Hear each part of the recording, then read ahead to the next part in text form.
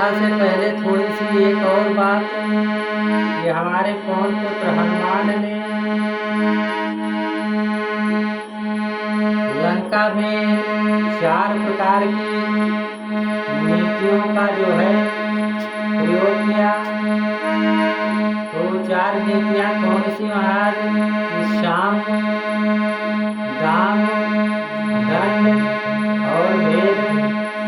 तो शाम क्या होता है कि हम हाथ पांव जोड़ के विनती करके किसी से कुछ कहें और वो मान जाए। तो हनुमान जी ने क्या कहा पहले साम नीति के तहत कि विनती करो जोरी करियार।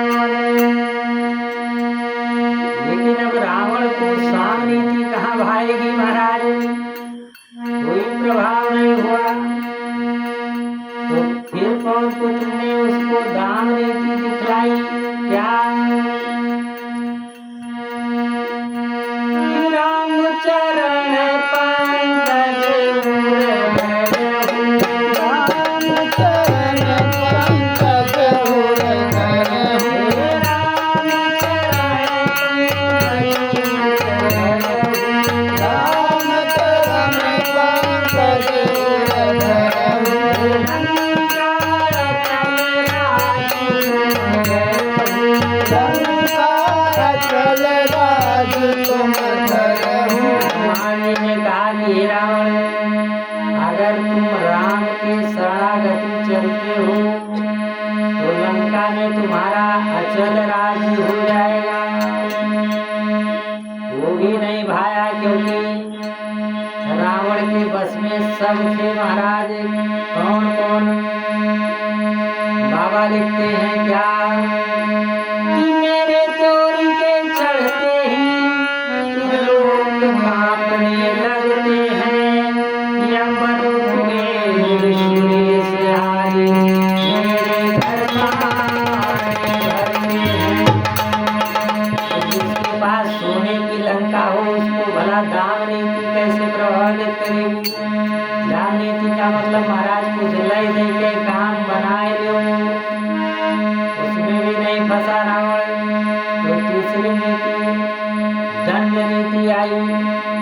तो अब हनुमान जी ने डांट के कहा, अरे दुष्ट रावण, जिन्हें एक शंकर के बल पे तो फूला नहीं समा रहा है, ऐसे अगर हजारों शंकर आ जाएं तो भी तुम्हारा कल्याण नहीं होगा। क्योंकि बाबा ने लिखा क्या, लाख को सकई राम करे द्रोही। तो भगवान राम से द्रोह कर लेता है उसका कोई रक्षक नहीं होता है। तो इसमें भी रावण को डर नहीं लगा। तो पवन पुत्र ने सोचा किया क्या जाए। तो फिर एक ही नीति बची थी, भेद नीति अपनाई महाराज। टार्च जला लिया है धरा है।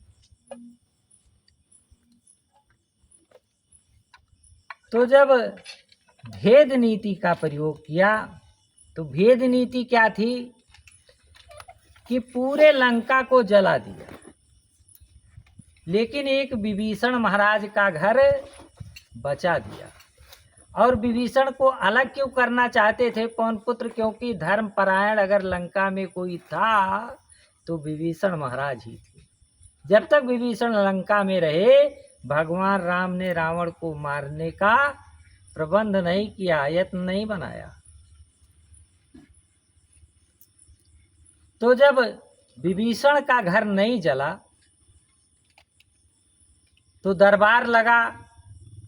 दरबार में विभीषण जी आए तो रावण ने यही पूछा, ये विभीषण ये बतलाओ कि पूरी लंका जल गई, तुम्हारा घर क्यों नहीं जला? जबकि मृत्यु दंड से तुमने ही उसको बचाया था, इसलिए तुम्हारी मिली भगत है।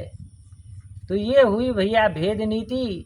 अस कह कीनस चरण प्रहारा, अवतात गहे पद 12। लेकिन विभीषण के जाते ही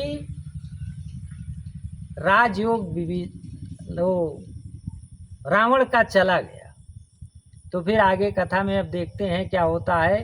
तो ये 4 प्रकार की नीतियां थीं जिनको पवन पुत्र ने अपनाकर राम जी का काम बनाया। बोलिए राघवेंद्र सरकार की जय। अब केवल मुझे